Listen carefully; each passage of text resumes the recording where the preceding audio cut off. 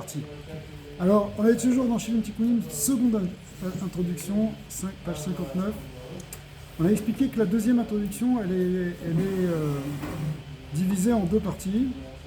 Une partie qu'on a lue la semaine dernière, qui était une petite introduction sur la complémentarité de ce livre par rapport à ce qu'a dit Shimon Bar Yochai, mais aussi ce qu'on avait vu, c'était le secret de la parole divine, la parole qui s'ouvre. Maintenant, on va voir la tfila que Eliyahu Hanavi avait fait. Donc, puisque en fait, c'était un discours de Eliyahu Hanavi qui se révèle, on a expliqué, il se révèle au Ramchal, il se révèle d'une manière incroyable, puisqu'il voyait ses neshamot devant lui, qui lui parlaient, il les entendait. Et après ça, il écrivait sous la dictée de ce qu'il avait entendu. Il le réécrivait, et c'est ça qui a donné tout un Zohar. Parce que ça, c'est les Tikkuné Zohar, mais il y a aussi tout un Zohar de 3000 pages, dont on n'a pas tout aujourd'hui, parce qu'il a été enterré, on n'a que quelques pages, les premières pages. Alors, cette tfila de Eliyahu, elle ressemble à la tfila de Eliyahu, qui est aussi dans la deuxième Akdama des Tikkuné Zohar de Rabbi Shimon Bar Yochai, celle qu'on lit, certains la lisent lisent ce passage tous les matins. C'est le fameux passage de Patar Eliyahu, d'où le Sidour Patar Eliyahu. Pourquoi ? Parce que c'est la prière de Eliyahu Hanavi dont l'origine est dans les Tikkuné Zohar, encore une fois, dans la deuxième Akdama. Il y a deux Akdamot là-bas, comme ici il y a deux Akdamot. Et ici de même, dans la deuxième Akdama, eh bien, il y a une tfila de Eliyahu Hanavi.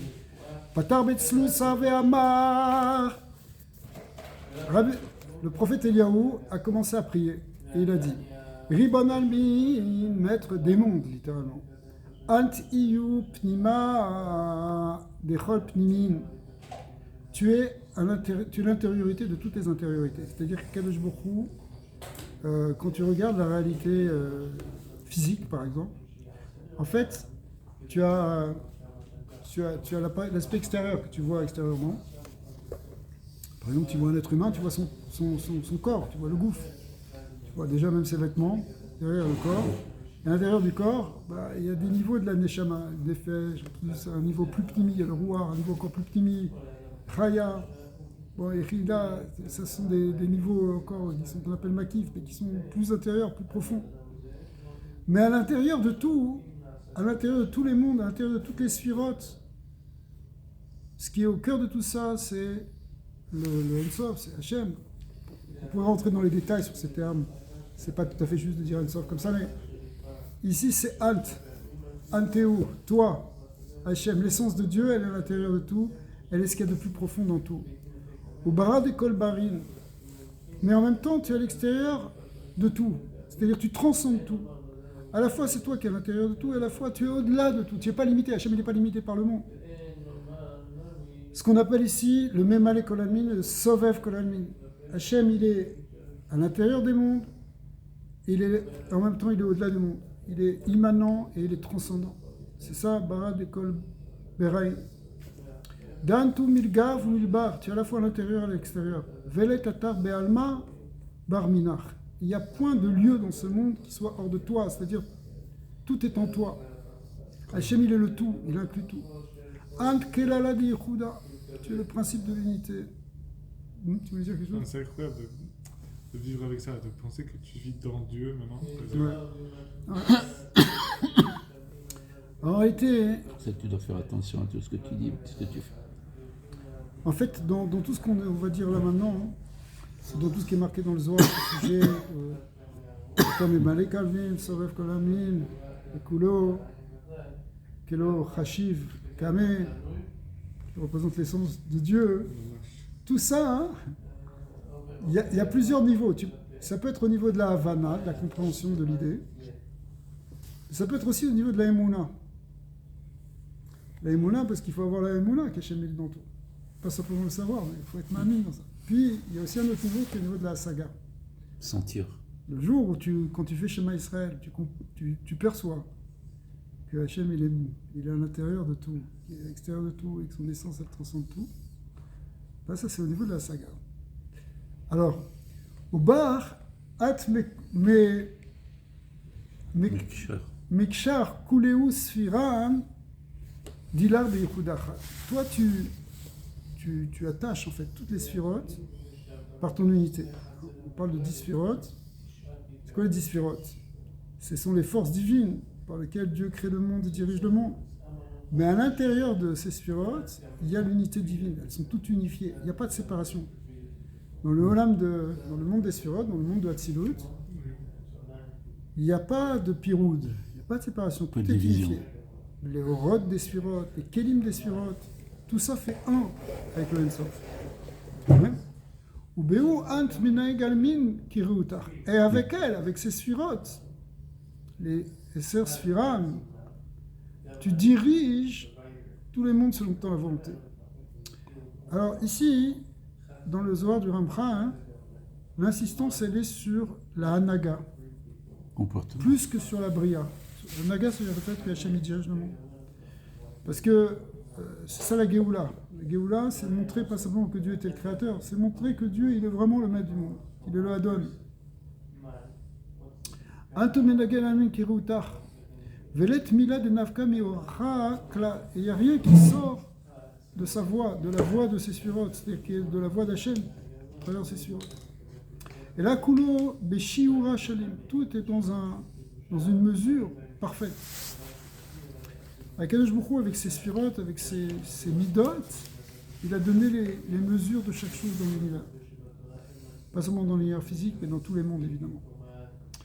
Ve'oraita klala dechula yevet la kadisha.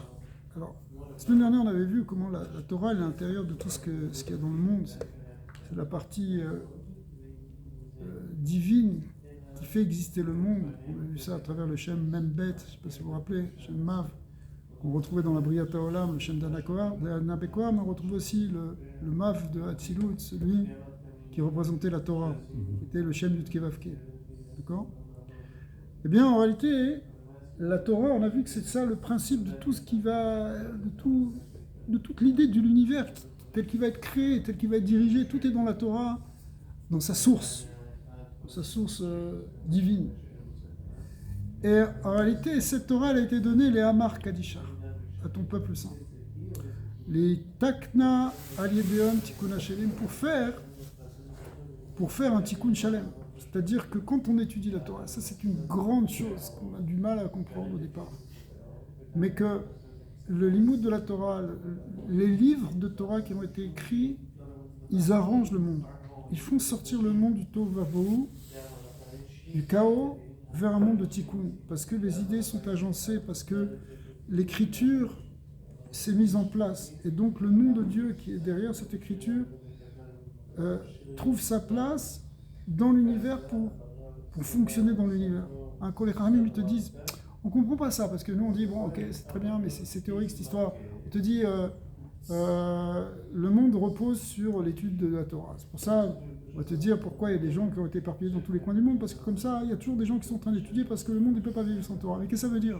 Voilà, t'es rond. Qu'est-ce que ça veut dire? Si on arrêtait d'étudier la Torah, là, quoi, elle va arrêter de tourner.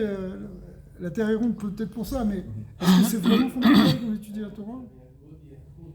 Alors c'est quelque chose qui se joue dans des plans spirituels, dans des plans non visibles. Et pourtant ça s'appelle les arrangements. C'est pour ça, c'est Zemetaken et Torah. Zemetaken et Olam. C'est-à-dire c'est des tikkunim parce que ça arrange le monde. Chazak. Et c'est de l'ordre de l'homme. Pour Oui. que l'homme puisse évoluer à l'intérieur de ces sphères d'influence, il est obligé on est obligé de lui faire comprendre qu'il y a un arrangement, Voilà. que ça a été prévu. Si tu veux, c'est déjà dans l'extériorité des choses. Oui. Mais c'est vrai ce que tu dis. Mais déjà, le fait qu'il y ait un don de la Torah, déjà en tant que tel, qu'il y ait une Torah qui soit étudiée, page 59, eh bien, c'est déjà un tikkun. Et avec la Torah, on va amener le tikkun shalom. Mais c'est vrai que ça va amener après un niveau plus concret, le tikkun olam, parce qu'on aura la connaissance de comment se comporter dans le monde et de savoir comment l'humanité peut vivre et se maintenir à 100%. Donc, ce qu'on appelle le tikkun olam à un niveau plus kitsoni, plus profane. Une question comme ça. Mais ici, c'est le tikkun mamash des olamot, des sphirotes, qui fait que ça amène le shefa et la bracha dans le monde et l'arrangement du monde. Juste le fait qu'il y ait une Torah en ordre, c'est bien. Ouais. Le Voilà. fait qu'il y ait un dévoilement de la C'est Torah. exactement. Le fait qu'il y ait le chidouche Torah, le chidouche des sfarim de la Torah, zemetaken et avalam. On reverra cette idée probablement. Yerava kadamar legalea neiru deoraita. Alors, Eliyahu Hanavi, il est en train de prier, donc il est en train de prier à Dieu. Il dit Yiratson. Yerava, ça veut dire Yiratson. Lefanecha, kadamar, lefanecha. Kadamar, ça veut dire lefanecha. Donc, que ce soit sa volonté devant toi, que ce soit ta volonté.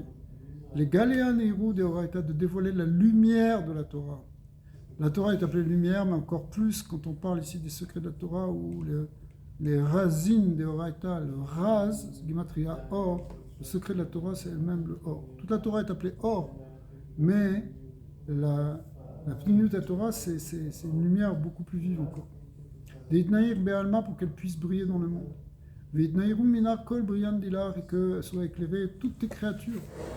C'est-à-dire quand on étudie la Torah, ça bénéficie même au malachim, à tout le monde entier. Brian, c'est les créatures. Veitadrun kuleu les pulchanar, et que toutes les créatures reviennent à ton service. Pourquoi j'ai une question, je sais que c'est un peu. Finalement, que tout le monde fasse tchouva, que l'humanité entière se tourne vers Dieu. Pour ça, on a besoin de la Torah, on a besoin de savoir qu'est-ce qu'il faut faire. Il faut amener le vrai dans tout ce sheker dans le monde. Dans le monde, il y a tellement de sheker, il y a tellement d'obscurité. C'est l'obscurité qui vient du mensonge, du voile. Okay.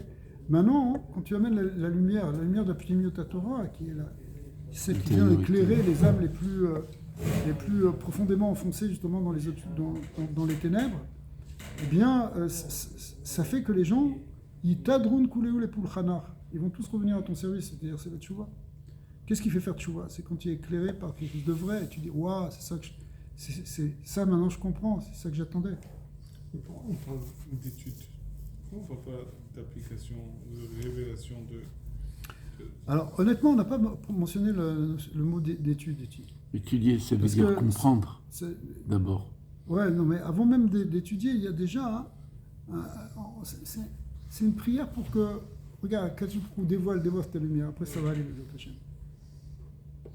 Mais c'est sûr que, bon, concrètement, il faut qu'on étudie la Torah si on veut en avoir une certaine saga. C'est pas forcément ça peut-être pas ça le but en tant que tel.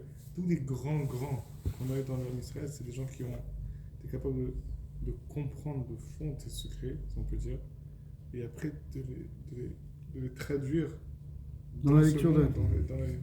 Voilà, par exemple, toute la vision du rabbi, elle vient de cette volonté profonde qui a été traduite. Chaque juif, c'est un diamant, il faut aller chercher chaque juif, et que le mitzvah, ça fait la différence, et que ça a été traduit dans ça. Et, ouais. Et ce que je veux dire, c'est qu'à nos yeux à nous, peut-être aux yeux d'Hachem c'est différent, mais à nos yeux à nous, c'est à ce niveau-là, on voit la grosse transformation. Une fois que ça descend là... Ouais. Mais cette traduction, elle vient... elle vient d'une compréhension véritable de la Torah. Ça, c'est certain. Mais pour comprendre véritablement la Torah, il faut en avoir les clés. Parce que... le même texte, tu peux l'interpréter de plein de manières différentes. Ah oui. Mais qui te dit que c'est l'explication la plus, on va pas dire la plus vraie, adéquate. Parce qu'elles sont, c'est Elou Ve'Elou, Divrei Elokim, tous les pirouchim des tzadikim, kedoshim, ils sont vrais. Mais quand tu as un pirouche qui est là et qui te fait comprendre réellement ce que toi tu as à faire, c'est celui qui a touché la vraie Nekuda. Ouais. C'est pour ça que dans chaque génération, normalement, il faut qu'il y ait des tzadikim qui révèlent la Torah pour cette génération. Parce que, bien sûr, ça s'appuie sur toutes les générations précédentes. Mais il faut qu'il y ait quelque chose qui vienne parler et être adapté au dehors. J'écoutais un Farbrinyan, le Rav Paltiel, il expliquait que dans le monde froum aujourd'hui, dans le monde religieux, quelle que soit la chita, il y a toujours un lien de est-ce qu'on fait comme on faisait en Pologne? Est-ce qu'on fait comme on veut retrouver le chassidim authentique, on veut retrouver le limoud authentique qu'on avait à Vilna. C'est pas mauvais, mais en même temps, ça pose un gros problème. Parce qu'on n'est pas à Vilna, parce qu'on n'est pas à Varsovie.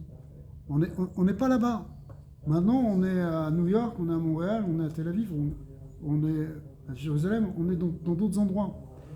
Le le rabbi, il a amené, par exemple, il a amené l'essentiel de la Torah chassidique, le vrai rouar, mais il n'a pas fait. Cette Torah n'est plus à Lubavitch. Il n'a pas localisé. La Torah, elle n'est plus à Lubavitch, elle est à Brooklyn, ça n'a rien à voir. Lubavitch, c'est un petit village, c'était même pas une ville, c'était un petit village où dans les plus grandes années, il y avait entre 2 et 3 000 personnes. Aujourd'hui, c'est même plus un lieu-dit, il y a juste un panneau, il reste rien.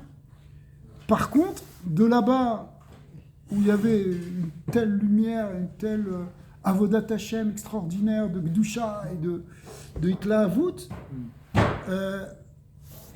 ça aurait pu être complètement effacé, complètement perdu, parce qu'on n'est plus dans ces conditions.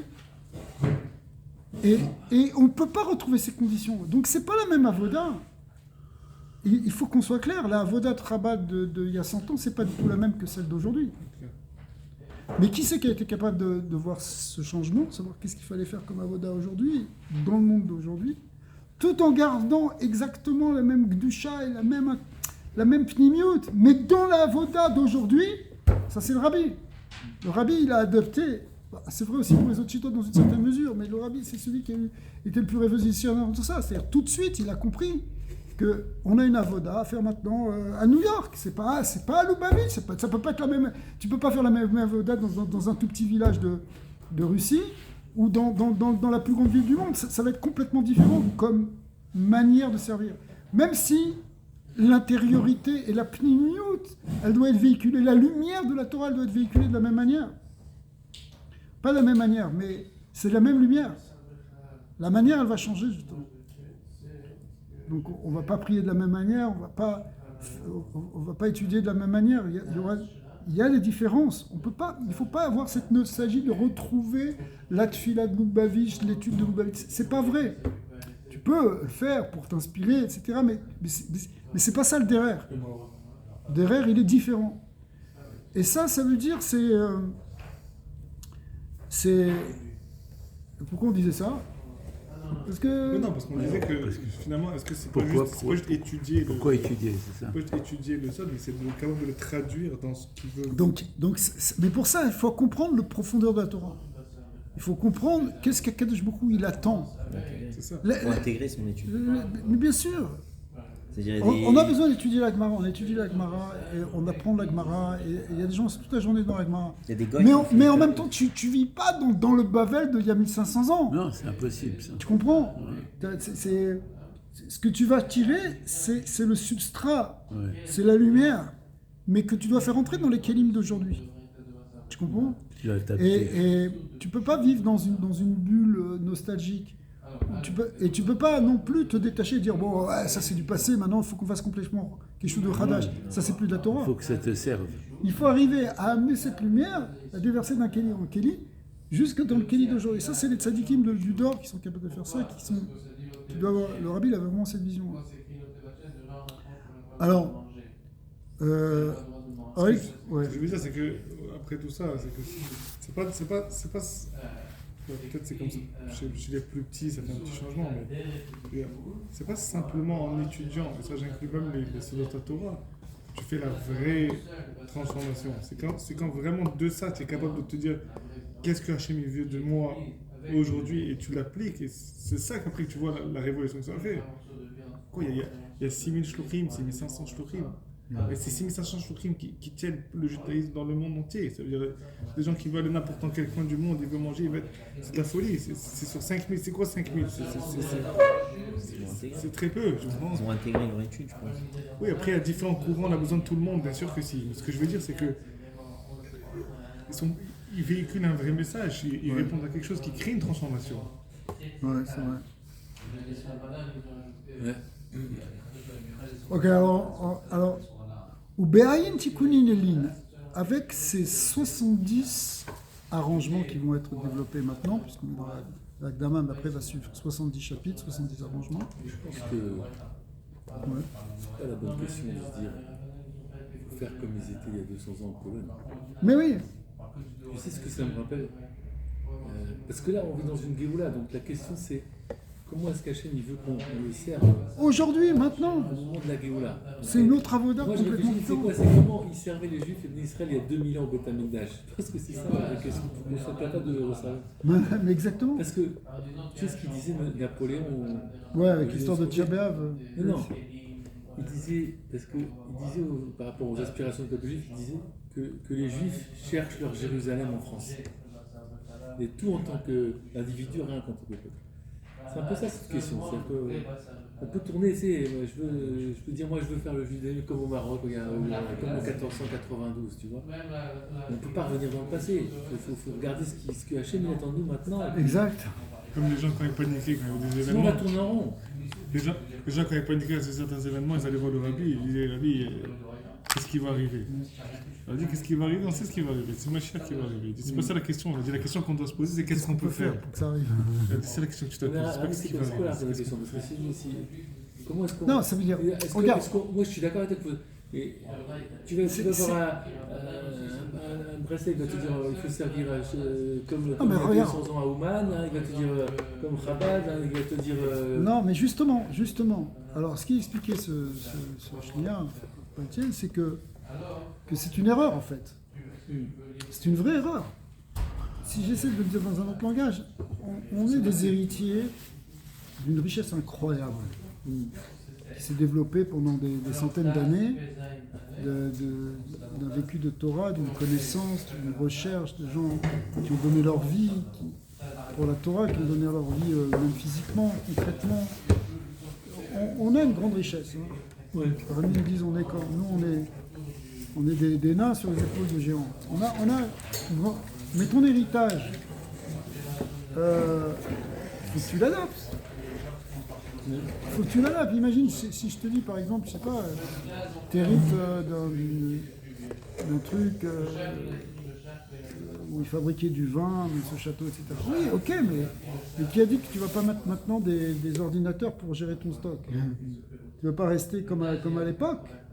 Tu comprends? Mais tu vas être héritier de cette fabrication de vin traditionnel qui a 1000 ans d'existence, où les gens ils savent faire, ils se transmettent les secrets de la vinification et du mélange des cèpes de vin, etc., comme un truc très précieux. Mais tu vas l'adapter avec maintenant. Si tu l'adaptes pas au commerce moderne, tu vas faire couler ton truc. Alors ça, c'est un exemple complètement profane et trivial, mais c'est la même chose avec la Torah. On est héritier de quelque chose de très grand, mais on n'est pas en 1492 en Espagne ou n'importe où dans le passé. On n'est pas là-bas. Si tu veux faire exactement de la même manière, tu vas faire couler ton truc. C'est-à-dire, la Torah, elle va s'enfermer, elle va se scléroser dans un passé, alors qu'elle doit être vécue et se développer dans un présent qui construit un futur. C'est ça l'idée aussi de Mashiach. L'idée de Mashiach, c'est que on voit toujours le futur comme un mieux vers lequel on va accéder. Donc on n'est pas des nostalgiques du passé. Ah, c'était toujours mieux avant, mais de toute façon c'est foutu maintenant. Ah, tu te rends compte, tu te racontes. Ah, c'est sûr qu'on étudiait beaucoup mieux quand on était en Pologne. C'est pas vrai. Le mieux, il est dans le futur. Ça, c'est l'attitude juive. Le mieux, il est, je vais amener quelque chose de meilleur. On va amener Mashiach. Et effectivement, aujourd'hui, on est mieux. Même dans le Limoud, si on réfléchit bien. On a accès à beaucoup plus de connaissances, beaucoup plus de sfarim, tout est beaucoup plus clair. On a des outils formidables. On a des shiurim de tous les côtés. On a des éditions magnifiques qui expliquent tout. Mais ça n'a rien à voir. Tu prends des trucs comme Oz Ve'adar, comme Messifta, des choses qui... T'as tout, pas simplement sur un plateau. Oui, mais ça enlève le hamal. C'est pas vrai. Tu fais ton hamal dans ce que tu as. Tu comprends qui a dit que le hamal, c'est se casser la tête contre du bois. C'est pas ça. C'est faire des efforts sur soi-même pour aller plus loin. Tu comprends? Donc au contraire, on est dans un mieux par rapport au passé. Il ne faut pas être nostalgique du passé. Il faut être les héritiers du passé. Il faut, chaque parole qui a été dite par un sadique au XVIIe ou XVIIIe siècle, il faut la garder comme une pierre précieuse et la mettre dans ta collection. Mais on n'est pas là pour s'enfermer dans un passé. Au contraire, on est là pour vivre dans le présent, pour savoir adapter, pour pouvoir prendre tout ce qui est... Même l'électricité, la technologie, tout ça, on peut le mettre au service de la Torah. C'est ça, cette phrase dans Shemot, je crois, Hevel Nachalat Yaakov, la corde qui est l'héritage de Khavel Jacob. Nachalato, ouais. C'est-à-dire que c'est assurer ce qui va Oui, venir. oui, c'est une chaîne, C'est une chaîne. bien sûr, absolument. Alors, Encore une fois, tous les exemples que vous avez donnés, tu vois que le rabbi il était jusqu'au bout. ouais, Alors, אתה פחות גבוה, עליו מדבר פה. c'est בסדר. Ah, il est pas trop fort, on ne peut pas écouter les deux en même temps. Rapprochez-vous. Je m'excuse. Le premier qui a Ça dans les- au départ, tout le monde, C'est la vérité. Mais je sais pas, au départ, tout le monde était contre la télé. Ouais. Le premier qui s'est fait filmer et qui a tué, c'est le rabbi. Le rabbi, il l'utilisait, bien sûr. Oui, Même, il était contre. même le aujourd'hui, fait que Internet, il faut lui qu'on l'utilise soit comme il faut, utilisé. C'est le évidemment. premier qui a Oui, Même c'est l'intelligence la artificielle. Le commandement de l'image. Et grâce à ça, regardez tous les écrits qu'on a pu avoir de Bah tous oui, ces bien sûr. que les autres qu'on a perdus parce que qui était là pour écrire et pour se Exactement. sortir. Si tu demandes à quelqu'un, dans n'importe C'est quel pour ça que j'ai pays, toujours il écrit. y a moi. 200 ans, d'accéder à la Torah, C'était plus compliqué. Mais non, ils avaient des échanges. Mais c'était pas comme maintenant. C'est pas comme aujourd'hui. Aujourd'hui, c'est pas simplement qu'on a des échanges. À l'époque, ils avaient des échanges. Ils échangeaient des lettres, ils voyageaient aussi. Aujourd'hui, c'est différent. C'est qu'on est dans un kibbutz galouyot. Donc, comme le kibbutz galouyot a déjà commencé, c'est pour ça que tu vas au kotel et tu fais un minyan et bah, tu as un témani, un satmer, un rabbin, un truc, tout le monde prie en même temps. Un soldat, tout est là. Pourquoi On est tous dans le même minyan. Ça s'appelle kibbutz galouyot. Donc, on n'est plus là à se dire, ouais, ça c'est un truc bizarre. C'est même d'un point de vue de la Torah. Je veux Ouais, dire, donc du coup, la Torah aussi, ça doit être une Torah de Yichud. c'est ça. On doit être meillached, les chitotes, pas les séparer. C'est ça. Absolument. Abraham, il Toi, aurait t'as été Yichud. content de trouver ces différentes ethnies à Sodome. Ouais, exact. Alors, on est. C'est vraiment un siman d'Hachem. Mais bien sûr, ça fait partie de, Génération ça fait partie de la Tu vois, Géoula. comment C'est- dire, la Torah, je veux dire, non, tu prends toutes les références que tu trouves aujourd'hui dans. Je veux dire, c'est pas normal. Quoi. La richesse qu'il y a dans une Gemara avec les Twin Farchim, tout ce que tu peux avoir, n'importe quoi, même dans le Et- Zohar, la profondeur. Mais je voyais même tout- l'étendue des commentaires, Tous les la sfarim de profondeur. Chassidut, ils sortent comme ça maintenant, et le Zohar, il sort aussi comme ça. Le Harizal, partout. En plus, tu sais, j'ai remarqué, il y a quelque chose, c'est que ça coûte rien. Ouais, Tu as des livres comme ça, il y a peut-être 200 ans de travail pour écrire un truc pareil. Tu te le vends 25-30 $. Tu te dis, mais non, mais normalement, un livre comme ça vaut 10 000 $, 100 $. Ben oui. Et tu vois, c'est 5 $, 20 $, 30 ouais. Donc ça, c'est payé aussi. C'est la Torah, c'est ce qui est marqué. gratuit, tu vois que c'est elle est chez gratuite. Mikladot, tu vois, les Ouais. marques. C'était pas marqué que Non, à la fin des temps, à la ouais. fin des temps, la Torah va être plus accessible, mais l'effort pour étudier la Torah va être plus difficile. Je sais pas, c'est possible, mais ça dépend quel effort. L'effort aujourd'hui, c'est un effort contre Yetzara. C'est pas un effort. À l'époque, pour étudier la Torah avec le KGB, il fallait que tu te caches dans une cave et si tu te faisais attraper, on te fusillait. C'est arrivé des dizaines de fois. En Espagne, il fallait allumer les bougies dans un placard. Dans tout, il y avait des ghettos, il y avait des trucs. Le soir, il fallait qu'ils soient. Ils étaient bafoués, ils n'avaient pas le droit de travailler, il n'y avait pas de parnassa, et accès à rien du tout. C'était très dur d'étudier la Torah. Aujourd'hui, c'est beaucoup plus facile. Mamé à Kev, qu'est-ce qui blat, hein? Tout est ça. C'est-à-dire que tu peux étudier la Torah, qu'est-ce que tu fais? Tu vas regarder TikTok. C'est ça. Parce que c'est plus facile, c'est plus attrayant. Donc c'est juste une question de Yetzara. C'est pas une question d'empêchement. Non. L'empêchement, il n'y a rien qui t'empêche les d'étudier la Yetzara. Torah, les Beit Midrash, ils sont pleins de sfarim. Et même si tu n'arrives même pas encore à lire, tu peux écouter Des devoirs Torah. des milliards d'heures de shiur de Torah aujourd'hui, si tu veux. Finalement, peu importe les temps, avant, aujourd'hui, l'effort il est récompensé par rapport à la difficulté, Voilà. que ce soit avant ou Ouais. aujourd'hui. Mais ce que je veux dire, c'est que les difficultés aujourd'hui, il faut qu'on se dise qu'on est gâté, parce qu'en fait, on n'a pas de difficulté. On n'a pas de difficulté pour étudier la Torah. Ah oui, mais à l'époque, ils n'avaient pas la télé, ils n'avaient pas Internet, ils n'avaient pas des téléphones. Et alors? Au contraire, cet Internet et ce téléphone, ils peuvent t'aider. Ils peuvent t'aider pour... voilà, t'as une question de Torah, maintenant... Et AI, il te répond à ta question de Torah. Eh oui. T'as une question de Torah, tu peux écouter, tu as des sites de Shelot ou de Shuvot. Ils te répondent dans le quart d'heure où les réponses elles sont déjà enregistrées. N'importe quelle question de halakha. Au contraire. Mais maintenant, le monde maintenant, tu peux aller d'un côté ou de l'autre. Mais c'est seulement notre libre arbitre, c'est seulement notre choix. Il n'y a rien qui nous empêche. On n'est pas bloqué. Il n'y a rien qui nous empêche d'étudier la Torah. Rien. Seulement le Yetzirah. Ils avaient beaucoup plus de difficultés. Vous savez, pour avoir un morceau de pain, il fallait travailler 15 heures par jour. Ouais. La bougie le soir. La bougie, tu voyais pas, il faisait froid. Maintenant, avec les AI, ils ont inventé des vidéos qui représentent Trump seul, avec un bazooka, en train de terrasser tous les Arabes et toutes les villes. J'ai vu une vidéo comme ça. Il est le seul, avec un bazooka. Okay. Alors, nous, on va prendre le bazooka de la Torah pour monter le Yetzirah. La Tachem, les Shivim Tikkunim, c'est une bombe atomique spirituelle pour enlever la kippa. Ouais. Alors, je relis la tefila. Yirava kadamar de Gala miru de Oraita, d'Itnair Leal Bealma, que ce soit ta volonté de révéler la lumière de la Torah pour qu'elle brille dans le monde. Vitanrun mina kol biriam dilar, que toutes les créatures soient éclairées. Vitadrun kuleu les pulchanar, et que toutes reviennent à ton service. Ou be'ayin tikunin elin. Et avec ces 70 arrangements, Ishtalem Tikuna Illa Halit Kashra, Kol Dargin Betishra Chada. À ce moment-là, maintenant, tous les degrés vont pouvoir être réparés par ces 70 arrangements dans un seul Kesher. Pourquoi ? Parce que ça fait référence à ce qu'on a déjà vu, c'est-à-dire que c'est le complémentaire des 70 arrangements des Shivim Tikkunim de Rabbi Shimon Bar Yochai.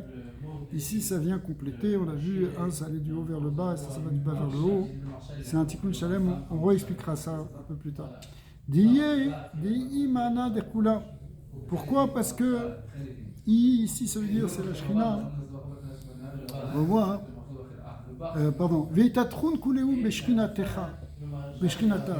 Et ils vont tous être couronnés par ta sainte Shrina. C'est-à-dire que le fait d'étudier le Zohar, et en particulier Tikkun HaZohar, cette révélation de ces Sfarim, c'est ce qu'on appelle Tikkun HaShrina. Tikkun HaShrina, c'est-à-dire que ça amène la présence divine dans ce monde. Et du coup, toutes les créatures, elles vont se retrouver avec cette couronne de la Shrina, comme on sait que dans le Gan Eden, les Neshamot, elles ont la couronne de la Shrina, elles sont Nenim Ziv Shrina. Mais en réalité, dans le Olam HaTarton, ça doit être comme ça. Ça doit être Shrina Betartonim. On doit être avec la couronne de la Shrina, c'est-à-dire sentir la présence divine, qu'on est tous, à la limite, on verra, à la fin, on aura tous le roi Kodesh, on sera tous inspirés par Hachem, on sentira la Gdusha. Ouais. Parce que la Shrina, qui est la Surat Malchut, elle est le Keli de tous. C'est-à-dire, c'est quoi le Keli ? Le vêtement. Elle est le vêtement. Mana, ça veut dire un Keli, ça veut dire un vêtement. Et elle permet d'attacher Kashra des Kula Yehuda des Kula. Elle est en réalité, elle est le lien de tous, elle est l'unité de tous. Toutes les Surat, elles se retrouvent dans la Surat Malchut. La Surat Malchut, c'est comme un Keli, c'est comme un vêtement qui enveloppe tout. Et quand tu mets dans toutes les lumières, elles se retrouvent dans la Malchut. Et du fait qu'elles se retrouvent dans la Malchut, alors quand il y a le tikkun de la Shrina, c'est le tikkun de toutes les forces divines se révèlent. Et en particulier le yichud d'Hachem. Vekulo yitkacher bereisha des barach yechida am alkan meshicha. Et à ce moment-là, toutes ces lumières, toutes ces forces divines, elles vont s'attacher elles vont être réunies sur la tête de ton fils unique, qui est le Malka Meshicha, le roi Messie. Pourquoi on appelle ça le Barach, mais Yechida? C'est quoi le fils Yechida? C'est en réalité, c'est parce il va incarner la Neshama qui s'appelle la Yechida. C'est ça le Malka Meshicha. Le roi Messie, c'est en réalité celui qui exprime complètement la Yechida. Et Shalta ba al kol alma. Et en réalité, il va pouvoir régner sur le monde entier. Ça va faire régner la Shrina sur le monde entier. C'est-à-dire que le Mashiach, c'est un roi, mais un roi d'Israël, c'est quelqu'un qui s'efface devant la Shrina, qui permet à la présence divine, à la vraie Malchut, de régner. Et grâce à lui, par son biais, la Shrina va régner dans le monde entier. Al-Kol Alma. Les Galéa Neorach, pour faire dévoiler ta lumière, ad sofa dechola, jusqu'au bout de tout. C'est-à-dire que, jusqu'à la fin de toute chose, c'est-à-dire que la lumière divine, c'est marqué Malchut-Ra, Malchut Kol Olamim. Le drachat sur ce verset, Malchut-Ra, Malchut Kol Olamim, Shaltecha Bechol Dor Vedor. C'est quoi Malchut-Ra, Malchut Kol Olamim?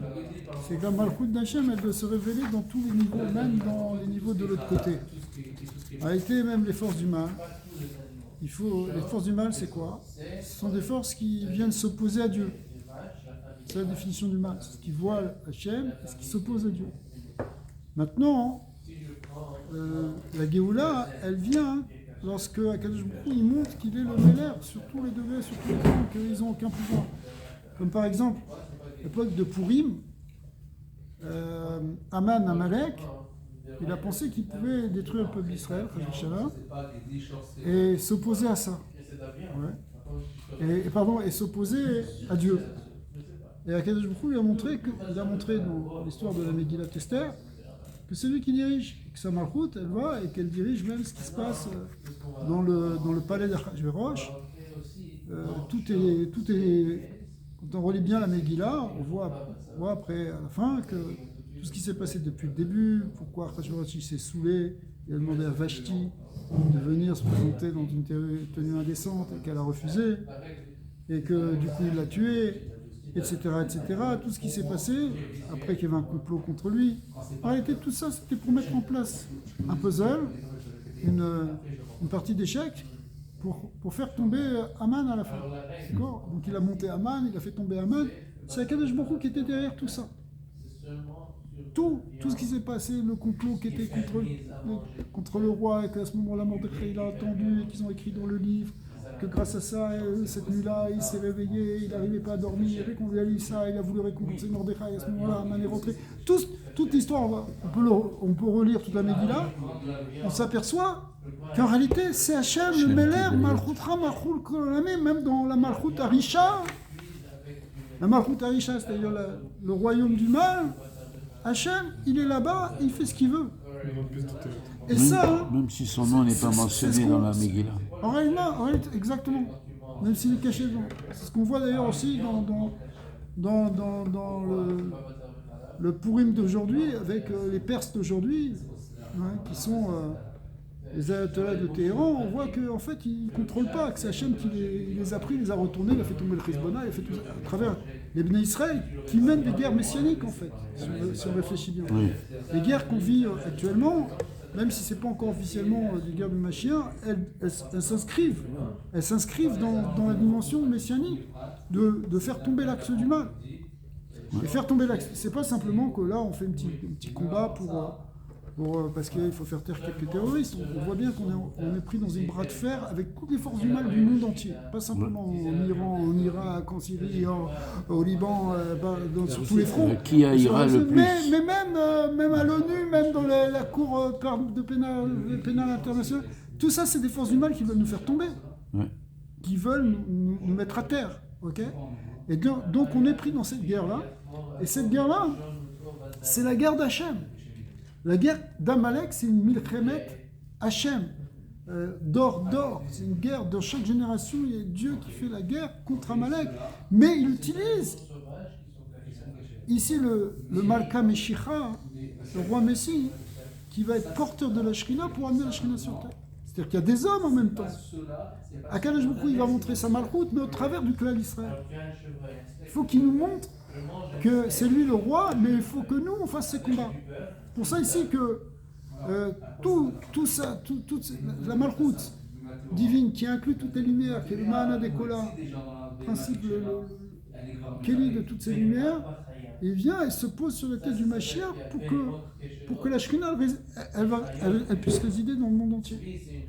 Donc l'enjeu messianique, il est très fort parce que c'est un enjeu du tikkun entier du monde, et du tikkun de toutes les créatures qu'on voit, que toutes les créatures elles reviennent, y compris les goïms, ils vont revenir à Dieu.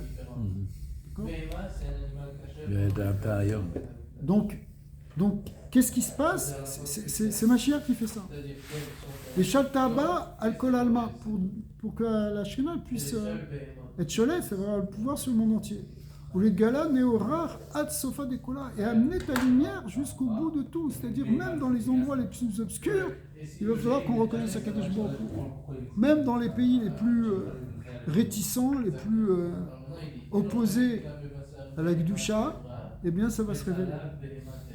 Vekol ra it abar me'alma. Et tout le mal va être sorti de la terre, va être déraciné de la terre. C'est-à-dire que c'est ça tout le lien, biarta ram kirbecha, mais en fait c'est du monde entier qu'on va être retiré le mal. Est-ce qu'ils ont un libre arbitre, les goïms aussi? Et elles ont un libre arbitre, Parce qu'on ne peut ça pas dire dépend que le qui. mal il s'oppose vraiment à Dieu, à moins qu'ils aient un libre arbitre. Alors le mal par définition, c'est ce qui a l'air de s'opposer à Dieu. C'est-à-dire s'opposer vraiment. Concrètement, c'est eux qui ont des forces, c'est eux qui font du mal dans le monde. Okay, les forces du mal, elles ont une certaine réalité. Mais ce qu'on va montrer avec la Géoula, ce que le Mashiach va montrer, c'est qu'en réalité, non, il y a le Yehud Hashem. C'est Hashem qui dirige tout, qu'il est le Levado Shalom. C'est Dieu qui a créé Oui. le mal, c'est ce que Ouais. je veux dire. Ouais, Donc, 100%. à quelque part, Mais le mal travaille pour Dieu. s'ils s'opposent, c'est qu'ils ont un libre arbitre. Ouais, C'est ce que je veux dire. il y a un libre arbitre. Hashem, il a donné un certain libre arbitre. C'est compliqué, c'est une libre arbitre. Il est constamment en train de s'opposer à lui. Alors justement, constamment jusqu'au moment où il y a un Gilouï.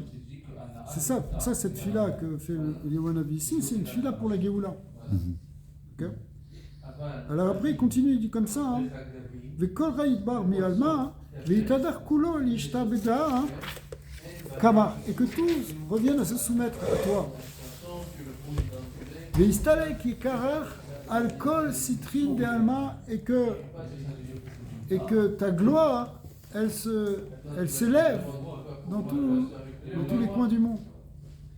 C'est-à-dire que, en réalité, ce qu'on veut, c'est que le Kavod Hashem soit révélé dans le monde.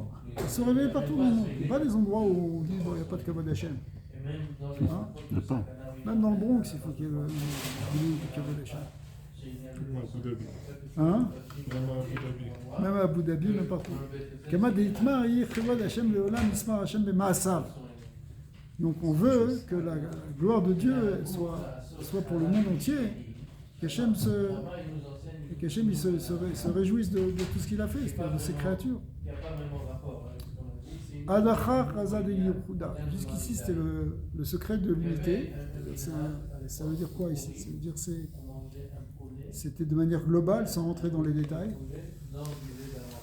Mikan Veila Yitparshun Razim Betikunim Yalim. À partir de maintenant, ça va se révéler dans des tikkunim, des suprêmes tikkunim, des sublimes arrangements. Et ça commence. Ve'amaskim Yaziru Kezor Harakia. On reprend ce passouk de Daniel, qui lui-même a été beaucoup commenté dans le Zohar. On a dit les maskilim, ce sont les tzadikim. On a expliqué, c'est pas n'importe quel tzadikim, c'est les tzadikim qui révèlent les secrets de la Torah. Yaziru Kezor Harakia, ils vont rayonner comme le rayonnement du ciel. Et ça, c'est ce passouk qui est Zohar Harakia, qui est la source du nom du Sefer HaZohar. Sefer HaZohar, et pourquoi il s'est appelé Sefer HaZohar? Eh ben, c'est parce qu'on parle du Zohar Harakia, qui est justement comme dans ce verset de Daniel. Verset de Daniel qui est dans le dernier chapitre de Daniel, dans lequel sont encodés tous les secrets de la Géoula. Ilin Mare Kabbalah, c'est qui ces maskilim? Ce sont les maîtres de la Kabbalah. Ces grandes lumières, c'est les maîtres de la Kabbalah. C'est traduit ici par les intelligents. Oui, parce que c'est ça que ça veut dire maskilim. Maskilim, c'est les intelligents. Le Mais on a sechel. expliqué au début, quand on a fait les premiers cours, que c'est pas des intellectuels au sens. Pour ça, Non. je peux travailler par intellectuel. Parce Non, que non, masquil je sais. aujourd'hui, tu fais Les ça intelligents, c'est ceux qui. par un intellectuel. Mais Ceux qui intellectuel, ça comprennent. veut dire quelqu'un qui est limité au niveau de l'intellect. Ici, on parle de l'intellect tel qu'il était compris au Moyen-Âge, dans l'intellect supérieur. C'est quoi l'intellect supérieur? C'est la lumière divine. D'accord? C'est la source de l'intellect, en fait. Donc, c'est ça les maskilim. En fait, tel qu'on l'avait compris au départ, c'est des tzadikim. Les maskilim, c'est comme ça qu'on pourrait le traduire. Surtout que le mot maskil, ça a été repris après au XVIIIe siècle comme un mouvement des Lumières, mais qui était en fait un mouvement. Au XVIIIe siècle avec Voilà, Rousseau et compagnie. Ouais, mais Diderot, oui. ça c'est chez les Chez goyim, les mais chez les goyim. juifs aussi, Ouais. ce qu'on appelait les maskilim. Mais les Avdil ben Avdalot, c'est pas de cela dont on parle. On parle ici des tzadikim. Mhm. Il est une marée Kabbalah, ce sont les maîtres de la Kabbalah, c'est qui Rabbi Shimon Bar Yochai, Bar Rizal. Yazirou Bezohar Da, ils vont briller, ces tzadikim vont briller dans ce Zohar. Diyu, Klal Dechol Neurim, qui inclut toutes les lumières, qui est le principe qui inclut toutes les lumières. Mais Shivin Tikkunim Leiluim, avec ses 70 arrangements, les Beyou, il keneshu kuleu nishmatin ilain de mikashrim beiduna de ganada. Et en réalité, dans ces 70 arrangements vont venir se réunir toutes les grandes neshamot du Gan Eden. On va voir, même Avraham Avinu, Adam Arishad, qui vont venir aussi dans ce tikkunim. Vecha mishtakran kucha brichu shrinta ou shrinte. Et pas seulement les neshamot et les malachim, mais aussi Akadosh Baruch et sa shrina. Vekol mashrayan de Léon et tous leurs serviteurs, c'est-à-dire tous les anges. Vekuleu sfiran ilaim et toutes les sphirotes supérieures. Reishu itiaou leu. Eh bien, elles ont reçu l'autorisation. Les Arka Chochmata Ila de déverser leur sagesse divine, l'Idgala Be'alma pour qu'elle soit révélée dans le monde, Zaka et B'kol Keon d'Israël, Be'alma Den ou Be'alma Deate, heureuse la part d'Israël dans ce monde et dans le monde futur. Très très beau cette formulation, c'est-à-dire que les secrets qui vont être révélés ici, ils ont reçu l'autorisation d'être révélés d'en haut. Toutes les sphirotes, elles ont ouvert leur Vient de la porte. yeshiva céleste. Toutes les yeshivot célestes, ça monte même jusqu'à Hatzilut ici. Et y compris les malachim, y compris les tzadikim. Tout le monde est tourné vers le dévoilement des secrets. Parce que c'est ça qui amène la Géoula. C'est dommage le dévoilement des lois. C'est quoi les 70 arrangements? C'est 70 textes ici. Ça s'appelle Shivim Tikkunim. En fait, ce sphère s'appelait Tikkunim Chadashim ou Shivim Tikkunim. Souvent on l'a appelé Shivim Tikkunim. Ça dépend de leur nom. Donc en réalité, c'est comme 70 chapitres. Mais chaque chapitre, c'est un monde. Comme dans les Tikkunim Azohar. Tu comprends les Tikkunim Azohar de Rabbi Shimon Bar Yochai, c'est Shivim Tikkunim aussi.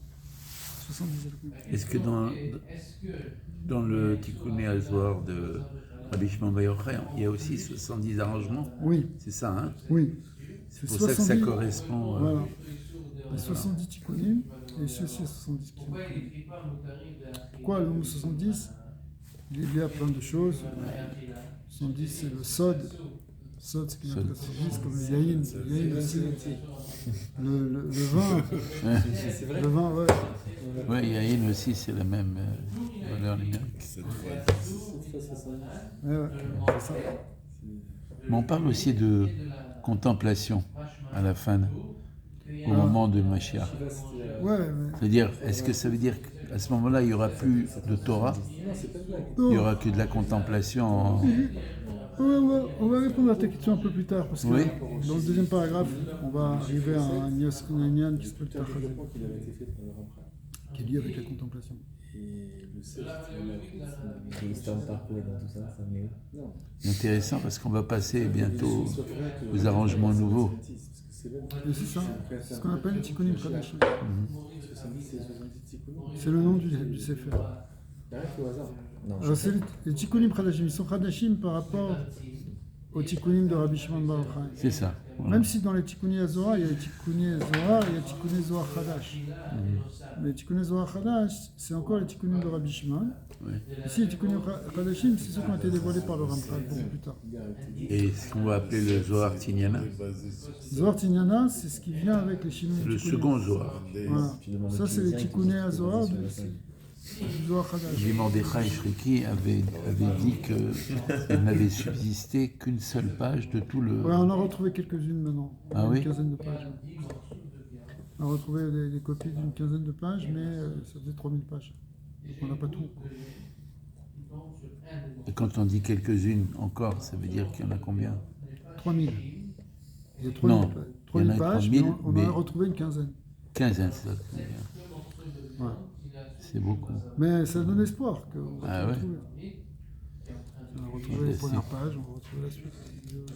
Ça va se dévoiler quand ça va se dévoiler. Parce que c'est lié avec la Géoula. C'est pour ça qu'elle a été cachée. Comme le Zohar de Rashbi aussi a été caché. Oui. Et c'était pas par hasard. Comme c'est expliqué dans Hadir Bamaran, c'est pas par hasard. Il y a un temps où les choses elles doivent être cachées et à un moment elles doivent être révélées. Et, Parce qu'on ne peut pas les révéler trop tôt. cette révélation dont on parle au XIIIe siècle de Mais c'est ça. Rabbi Moshe de Léon, D'abord, Rabbi Moshe Miléon, c'est un kabbaliste. c'était un Rishon. Ah, c'est un Rishon. C'est un Rishon. C'est un grand sadique, un grand Talmid Racham, un grand Mekoubal. Et à son époque, on a commencé à réétudier le Zohar, parce que le Zohar avait été Voilà. caché. Ouais. Il a été caché quand Rabbi Abba est arrivé en Bavel. Il est venu, et au 3e siècle, 4e siècle, et 3e siècle. Et les Chachamim de Bavel, ils ont pris ça, ils ont dit il faut le cacher.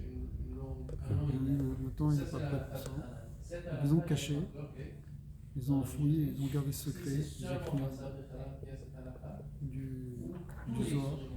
Ils écrivent du Zohar. Ils ont fait Et ça après, parce que le monde n'était pas prêt à recevoir cette révélation. dans Rizal, il explique que pendant le 5e millénaire, ça a commencé en l'an 240. C'est le début du 5e millénaire. Pendant le 5e millénaire, c'est un moment très difficile.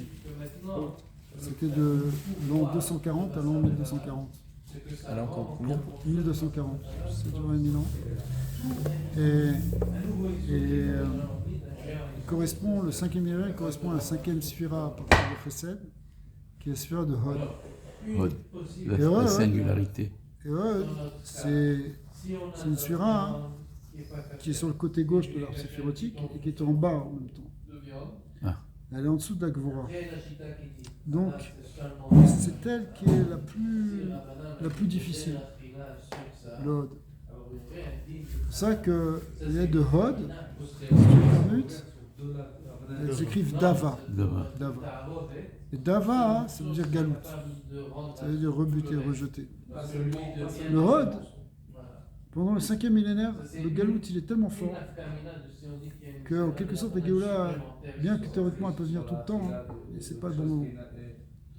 C'est comme le Zman du Maboul. Pendant le Zman du Maboul, il faut attendre pendant 40 jours, ensuite un an, avant de pouvoir ressortir. On ne peut pas, c'est le Maboul. Ça doit rester dans la Teva, ça doit rester caché. Donc c'est pareil, la Torah Tassod, pendant ce temps-là, elle était très très cachée. Elle a commencé à s'ouvrir au début du 6e millénaire, à l'époque de Sérishonim, 13e siècle. de Rabbi Moshe de Léon. Rabbi Moshe Miléon, Rabbi Yosef Kikatilia, ces grands maîtres qui étaient les premiers Mekoubalim d'Espagne, c'est eux qui ont eu accès au premier Ktavim, au manuscrit. À tel point que, il y a des gens qui ont pensé que c'est eux qui ont écrit ce Zohar. Et ça a été démontré largement que c'est pas vrai. Ouais. Même s'il y a des passages qui sont un peu compliqués dans le Zohar. On a l'impression qu'il y a des contradictions, des choses comme ça, mais toutes ces contradictions, elles ont été élevées par le Harizal, et par les commentaires de Rabbi Chaim Vital, pour montrer qu'il n'y a aucune contradiction véritable. Okay. Et tous les grands maîtres de la Torah ont tous affirmé que l'enseignement du Zohar, c'est l'enseignement de Rabbi Shimon Bar Yochai. Et à tel point que Donc on revient en arrière. dans toutes les chitotes, aussi bien chez les Ashkenaz, chez les Sfaradim, tout le monde est d'accord, chez les Chassidim, chez les les Taïm, tout le monde s'est accordé, tous les grands maîtres ont attribué le Zohar à Rabbi Shimon Bar Yochai. Donc on n'a pas de doute là-dessus. Ouais. On n'a aucun doute. Ceux qui ont des doutes, c'est les Réchaïm qui essayent de dire, hein, qui veulent détruire l'image de la Zohar, du Zohar dans ce monde, hein, alors que c'est le livre qui a la plus grande profondeur de la pensée juive, de la théorie, pas de la théorie, mais de la vraie doctrine, de la vraie philosophie juive, elle est dans le Zohar. Alors, aujourd'hui, quelqu'un qui est coffert contre le Zohar et préfère se dire qu'il renie le Zohar, veut enlever l'authenticité du Zohar et dire que c'est faux, il est indigne de coffert Bakol. C'est comme s'il reniait toute la Torah. C'est comme si tu voulais dire, ouais, moi je crois dans la Torah, mais le Talmud, entre toi et moi. Okay. Quelqu'un qui dit ça, parle pas de Torah avec lui, c'est même pas la peine. Pas la peine. Tu peux faire la Torah sans le Talmud, sans le Talmud Bavli, impossible. C'est la même chose avec le Zohar. Même Torah encore plus. orale, comment on peut... C'est le tronc de la Torah orale. Bien C'est sûr. l'essence de la Torah orale. Pourquoi j'insiste là-dessus? Parce qu'il y a des gens qui encore de nos jours, essayent de salir Le Chas Talmud. v'Shalom, et on va prendre la défense de ça, parce que c'est pas possible que les gens encore qui critiquent, qui en tout cas, Bezat Hashem. Parce que toute l'opposition qu'il y a eu contre la Chassidoute, ça a commencé déjà l'opposition contre la Kabbalah. Pourquoi la Kabbalah, ce serait de la magie, ce serait Avodah Zarah, le Zohar, Chas v'Shalom. Est-ce que c'est accessible à tout le monde? Écoute, C'est-à-dire celui qui connaît Aleph-Bet, on peut lui enseigner le Zohar. écoute, la Chassidoute, elle s'est attelée à ça. Elle s'est attelée à diffuser la lumière qui est dans le Zohar, la diffuser à tout le monde. Donc, à des grands érudits, elle va parler de manière complexe. À des gens qui sont moins érudits, elle va se mettre à leur niveau. Tu peux expliquer des notions, tu sais, c'est comme pour tout. Si tu veux vraiment, même des notions importantes, tu peux les expliquer à des enfants dans le langage d'enfant. D'accord? Ben, c'est la même chose. Le Baal Shem Tov, il avait cette faculté d'être capable d'expliquer les mêmes choses à des grands Talmidei Chachamim ou de les expliquer à des gens qui ne savaient pas lire. Mais quand il leur expliquait, ils comprenaient à leur niveau. Parce que comme la même idée, tu fais un devoir Torah à table, ok, qui est peut-être assez complexe, mais maintenant, ton fils, il faut que tu lui expliques dans son langage. Si tu veux que lui aussi il peut. Si tu sais faire, si tu sais bien. En fait, il faut, pour expliquer les choses de complexes de manière très simple, il faut être très grand. Plus tu es grand, plus tu es capable de mettre à la portée du plus bas. Si t'es pas très grand, si t'es moyen, tu n'arrives pas à descendre. Tu restes dans ton truc. Mais les grands, les plus grands, ils ont été capables d'expliquer un niveau simple. Le Rabbi, par exemple, il a expliqué les choses même dans des niveaux simples, alors que des fois, on comprenait que sa pensée, elle était d'une subtilité absolue. Alors, venez en attaque maintenant. Ucholaya Chazaka. Donc on est dans le premier tikkun. Ça va être toujours basé sur ce passouk, qui est le dernier verset de la Torah, comme on l'a expliqué. Ucholaya, qui dit toute la main puissante. La main puissante, c'est dire le grand pouvoir d'Hachem. Hein? La main, en hébreu, c'est pas. On a gardé la main parce que on va voir la symbolique vraiment de la main, des 5 doigts et des phalanges, etc. Mais le sens du mot yad ici, c'est la puissance de Dieu. Yad HaChazaka, c'est la grande puissance d'Hachem. C'est-à-dire que la Géoula, c'est un dévoilement de la toute-puissance de Dieu, parce que ça suffit, les forces du mal, etc. Ok, mais à un moment, si Hachem il montre qu'il est grand, voilà. Voilà. Déjà les Avdil, quand on voit que Trump il commence à montrer des gros bras, les gens s'écrasent. Alors imaginez si c'est Hachem. Okay, en fait, c'est Hachem à travers ce qu'il va utiliser. Ce qu'on va voir. Tikkun Kadma, le premier Tikkun Ashkecha, Israël, Michamocha, Am Nosha Bashem. Heureux Israël, qui est un peuple comme toi, qui est porté, c'est-à-dire qui est sauvé par Hachem. Akadosh Baruch Hu, il nous porte, il nous sauve au travers de tout l'exil. Shema, mais il y a quelque chose ici de beaucoup plus grand. C'est que qu'est-ce qui nous porte, qu'est-ce qui est à l'intérieur de nous, qu'est-ce qui va être. Ce sur quoi va s'articuler, en fin de compte, l'existence du Ham Israël. C'est pas simplement sur une idée idéologique, de retour à la terre, même d'études, etc. Toutes les grandes choses que le peuple d'Israël a tenues, l'idée d'avoir aussi une descendance, tout ça c'est très important. Mais ce qui est au fond de tout, c'est quoi? Michamocha Amnosha B'Hashem. C'est que c'est le nom d'Hashem qui nous porte. Si on n'a pas compris ça, si on ne comprend pas qu'on peut résoudre en un mot toute la Torah, c'est le nom de Dieu, on porte en nous. C'est pour ça que c'est important de dire Baruch Hashem, Bezrat Hashem. Mais ce nom d'Hashem, on porte en nous, dont on a dit qu'il est la klalout de toute la Torah et qu'il est la klalout de toute la création. Le principe. D'accord? Mais en réalité, c'est ça qui nous porte. C'est ça. On pourrait dire, le terme n'est pas très bon, mais on est le peuple qui incarne le nom d'Hachem. On fait vivre le nom d'Hachem parce que c'est ça qui est. C'est comme si ce nom d'Hachem, il est là en nous. Il est là dans tout le peuple. Shema Dekali Kol Shema, c'est le nom qui inclut tous les noms. Donc après, toi, par exemple, tu as un programme particulier, tu t'appelles Mordechai, on peut rentrer dans les détails. Mais derrière tout ça, il y a un nom qui fait tout vivre, qui fait tout exister, qui nous donne le sens de tout, qui est notre programme à tous, c'est le nom d'Hachem. Le nom entier. Alors tous les autres noms, et là on fait référence au fait au nom de Dieu, comme Elohim, comme Adnout, comme Shakai, Hachem Tsebakot, ils sont en fait comme... ils sortent du nom Yudke Vavke, comme des branches sortent d'un arbre. D'accord? Et toutes ces branches, elles se réunissent dans un même arbre. Velomit Parchen Miner, et ils s'en séparent pas. C'est-à-dire que tu ne veux pas dire, bon, il y a Elohim d'un côté, bon, il y a le dieu de la rigueur et le dieu de l'amour qui est Yud Kevavke. Non. Même la rigueur, elle vient de l'amour d'Hachem. Elle n'est pas séparée, ce n'est pas des forces opposées, des forces qui s'affrontent dans le monde, qui sont, comme on pourrait croire si tu lisais une mythologie, où tu as l'impression que tu as des dieux qui se font les guerres entre eux, comme ça dans les mythologies grecques, perses, enfin de tout le monde. En réalité, même dans les vraies mythologies, même si on comprend, c'est qu'un récit.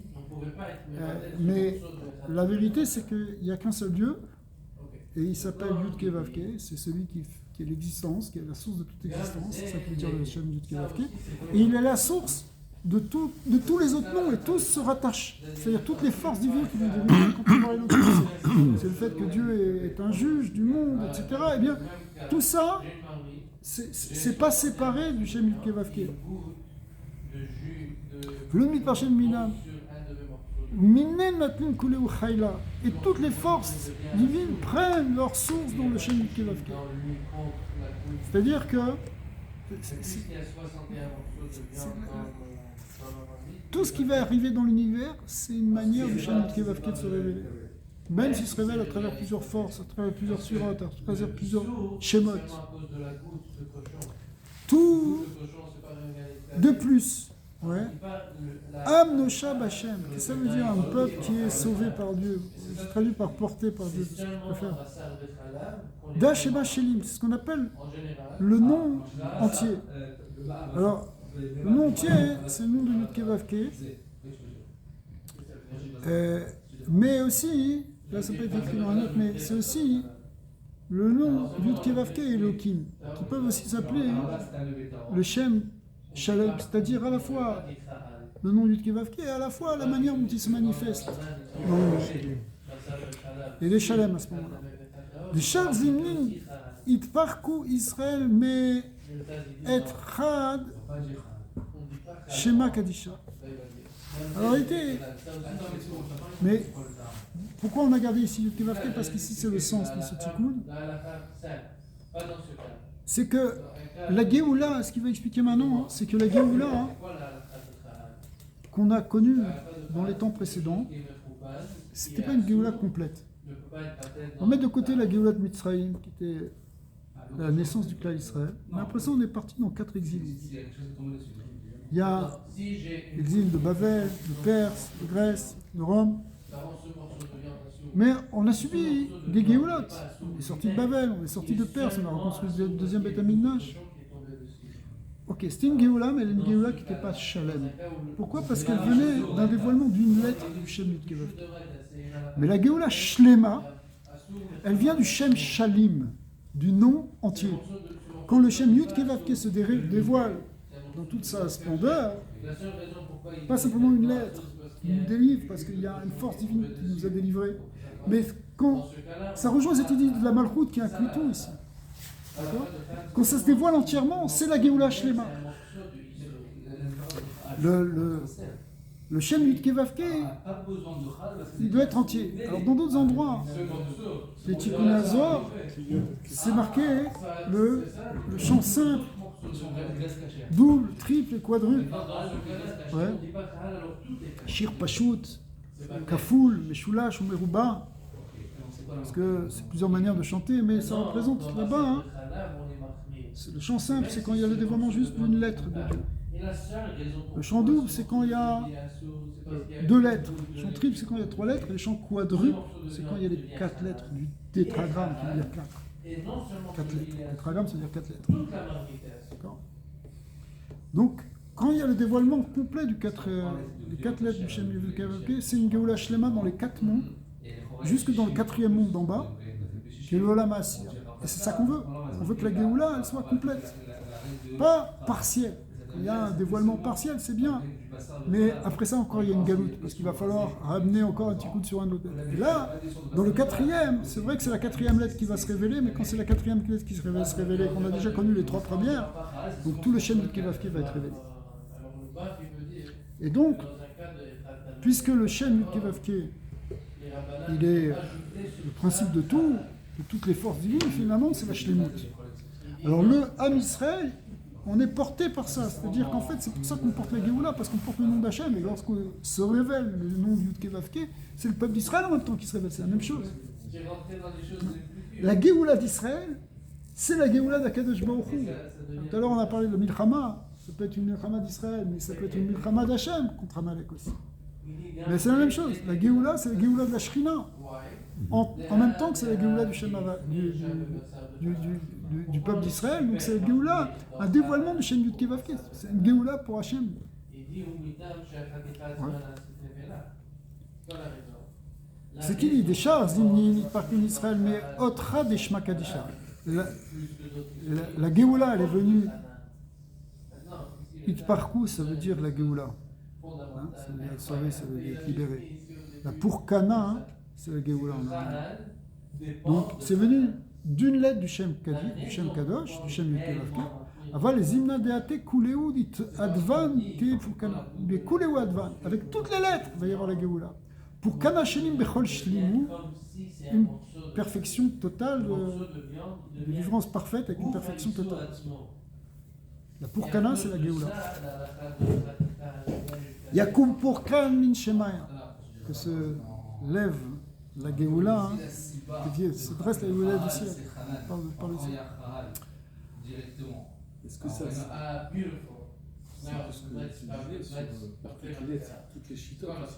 alors aussi, effectivement, ça va être tous les aspects de l'âme d'Israël, et donc tout, parce que le clan d'Israël, il a une diversité, il vient avec 12 tribus. Donc, 12 chitotes, 12 courants, 12 peuples, 12 manières de vivre l'humanité, 12 manières d'être Israël. Quand on dit 12, on comprend que c'est un nombre symbolique. D'accord, ça peut être toutes les chitotes, bah oui. Tu peux être un Thémani, tu peux être un d'origine juive, tu vas voir tes minagim, tu vois. Mais en même temps, il faut comprendre que c'est pas qu'on veut effacer le passé. Tout à l'heure, on a dit passer dans le présent. Il y a eu une tentation au début de l'État d'Israël de faire un nouveau sidour. Faire un sidour, on finit avec la galoute, on fait un sidour Hadash, Sioni, et on arrête avec tous les trucs. Maintenant, tout le monde va prier comme ça. C'est le sidour officiel dans l'armée, c'est le sidour officiel. Il y a eu une idée, une volonté de faire. On arrête tout. Ça suffit les marloquettes Ashkenaz Sfarad. Ok? Tout le monde doit être Ashkenaz. C'est ça. Mais l'idée elle est bien, mais elle est fausse. Elle est fausse parce que c'est réduire les différences en mélangeant tout, comme si tu as plein de couleurs, tu as une belle palette de couleurs, tu prends toutes les couleurs, tu les mélanges, ça te fait un marron infâme. C'est pas que toi tu es le peintre, ça veut dire que tu ramènes tout au J'oserais Adama. jamais faire ça. Ouais. Tu ramènes tout en fait. C'est intéressant cette couleur d'ailleurs du marron, Oui. parce que c'est la couleur de la terre. C'est comme si tu ramènes tout dans la terre.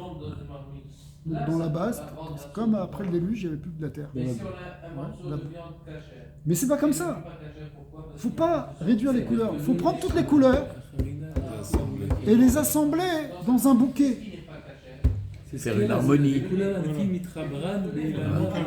Chazak. Un beau bouquet, C'est une comme un belle bouquet avec harmonie. plusieurs branches Qui puissent dans la même source. Mais qui faut poussent pas- dans la même source. On ne doit pas oublier le Il y a un principe source unique, de voilà. l'obscurité qui précède la lumière. Ouais. Parce Mais que maintenant- l'artiste, par exemple, l'artiste, quand il cherche pas simplement à appliquer de la couleur, il cherche Dieu. Il cherche la lumière. Il cherche la lumière, il cherche Dieu. C'est ça Ouais. l'artiste. C'est ça le vrai artiste, bien sûr. Alors, comme tu dis, ça veut dire il y a plusieurs branches, plusieurs couleurs, plusieurs chitotes, mais qui viennent tous d'un même tronc. On vient tous d'Abraham, Yitzhak, Yaakov. On va voir que le tronc central, c'est la Torah de Moshe. C'est pour ça que, ici, dans ce dernier verset de la Torah, Mettre ça. c'est le Chol Hayad HaChazaka, le Chol HaMorah HaGadol Asher Asa Moshe. On verra l'importance de Moshe. On a déjà vu dans le shiur de Tania, je ne sais pas si vous vous rappelez, on a expliqué que il ira auto, jusqu'à Kadosh Baruch Hu nous donne c'est de craindre. 41, 42. Et on a dit c'est quoi? Parce que c'est facile d'avoir la crainte d'Hachem. On a dit oui, pour Moshe c'est facile. On a dit en quoi ça répond à la question. Pour Moshe c'est facile, tant mieux pour lui et pour nous. Et comme nous, on est tous rattachés à l'âme de Moshe. Alors, Moshe, c'est l'autre, on est la tête et nous, il est comme la tête du peuple d'Israël et comme ici le tronc. Donc on verra ça aussi. On va voir cette notion-là. C'est très important. C'est-à-dire, il y a quelque chose qui est très important. C'est qu'il y a l'unité et la diversité ou la multiplicité. On avait déjà vu ça. Mais la Géoula, c'est qu'il y a l'unité et la multiplicité en même temps. C'est ça toute l'idée. Parce que le multiple ne s'oppose pas au 1 fondamentalement. Le multiple est une expression du 1. Possibilité d'achat. Oui, c'est vraiment l'union. ça aujourd'hui. L'union fait la force. C'est la représentation complète de ça aujourd'hui. En Israël, ici, partout, c'est ça, moi je Ouais. trouve. Ouais, on est dedans, mais c'est ça. Il faut. Mathématiquement, si tu prends un ensemble de plusieurs nombres, l'ensemble des nombres naturels, toi, qui es un physicien. Donc tu as 1, 2, 3, 4, 5, 7, 8, 9, 10, 11. Ok. Donc tu as une multiplicité de nombres extraordinaire. Mais en fait, tous ces nombres-là ne sont que de l'expression du 1. Parce que le nombre 2, c'est 1, 1. C'est 1 plus 1. Le nombre 3, c'est 1 plus 1 plus 1. Le nombre 4, etc. Le nombre 1 million, c'est 1 plus 1 plus 1. C'est-à-dire, c'est le 1 qui apparaît comme ça, qui apparaît sous forme de 2. C'est le 1 qui apparaît sous forme de 3. Mais c'est toujours lui. Oui. Dieu, il est 1, il est le tout. Tout ce qui va apparaître dans le monde, toute la multiplicité, c'est que une diffraction, un jeu de miroir d'une même réalité. Et ça, c'est le peuple d'Israël qui va porter ça. Si on arrive à le faire ça en nous, dans le peuple d'Israël, alors ça va être la quête pour toute l'humanité. Parce que l'humanité aussi, c'est 70 facettes, c'est 70 nations d'une même entité qui a été diffractée au moment de la tour de Babel. Donc la clé, c'est que nous, on arrive à le faire, c'est pour ça qu'on est exilé au milieu des 70 nations, et on revient dans Kibbutz Galuyot avec 70 facettes, parce que déjà en Égypte, on était descendu Shivim Nefashot, on était descendu Shivim Nefesh, Yardou Mitzrayma, on est descendu en Égypte sur 70, c'est le nombre 70 qu'on retrouve dans les 70 ans, c'est le nombre de la multiplicité qui est attaché à l'unité, qui apparaît d'abord comme multiple, mais qui doit montrer. C'est un arbre avec un tronc et 70 branches. C'est intéressant ce que tu dis, parce qu'aujourd'hui, dans l'universalisme, en juif, c'est pas l'unicité, enfin, la multiplicité dans l'unicité, mais c'est l'unicité. Mais L'uniformité l'uniformité. globale. Ils veulent ramener le monde à une sorte de hardout, mais en détruisant. Mais en faisant ce mélange de couleurs. Deuxième cassette. C'est-à-dire un métissage total de toutes les cultures C'est ça. et de toutes les races et de toutes les familles, d'accord, au nom d'un prétendu antiracisme. Gommer les identités. Mais en réalité, tu tout gommes l'héritage. l'identité individuelle et la spécificité de chacun. Plus d'héritage. Mais comme c'est marqué dans la bracha qui a été donnée, il n'y a plus d'héritage, il n'y a plus qu'un. C'est comme tu dis le communisme, c'est que tout le monde parle la même langue. On revient à la tour de Babel. Et c'est pour ça qu'Hachem il a séparé, parce qu'il dit c'est pas possible. Vous voulez tout uniformiser dans une même tour, une même truc, une même unité, qui va gommer toutes les spécificités. Parce que les spécificités, elles existaient avant la tour de Babel. Il y avait déjà les 70 nations avant la tour de Babel. Mais simplement, elles ont été séparées au moment de la tour de Babel. Mais pourquoi? Parce que la tour de Babel voulait réunifier tout ça. Et on est en train de vivre la tour de Babel. Aujourd'hui, on veut tout le wokisme et tout le gauchisme. Il veut arriver à tout le communisme. Il veut amener ça. D'accord? Même l'extrême gauche américaine, c'est du communisme en vérité. Ils veulent amener ça. Okay? Ils veulent amener ce mélange infâme qui va tout ramener dans une même couleur. Donc effectivement, on va tous être pareils, peu importe, mais c'est pas possible. Identité. Parce que ça, Mais c'était la tour de Babel, c'était une révolte contre Dieu. Ils avaient construit cette tour pour combattre. alors il y a une révolte contre Hachem, parce qu'Akadosh Baruch Hu, il est... Bon, effectivement, c'est exactement ce qu'on voit aujourd'hui. Mais c'est marqué, quand Avram Avinu, Hachem lui donne un bracha, il lui dit « Venivrechu becha kol mishpechot ha'adama » Grâce à toi, toute la bénédiction va passer dans le monde, grâce à l'âme Israël. Mais qu'est-ce qui est marqué? Venivrechu becha kol mishpechot ha'adama. Mishpechot. Les familles du monde. Les familles. Il faut qu'il y ait des familles. Il faut qu'il y ait... Pas simplement qu'ils attaquent la famille. Il faut qu'il y ait des peuples, il faut qu'il y ait des familles, il faut qu'il y ait des gens différents. Tu ne peux pas prendre toutes les branches d'un arbre et les écraser. Il faut que chacune s'épanouisse. C'est Ikea. C'est du plywood. Les assemblées. C'est du... Tout passe par bouger. Et on va voir que l'âme de Moshe, qui est l'âme du Mashiach, la même âme, elle va permettre d'unifier ce qu'il faut. Unifier tout.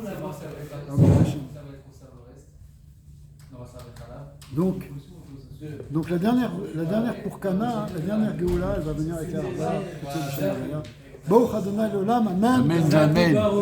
Zakubalo.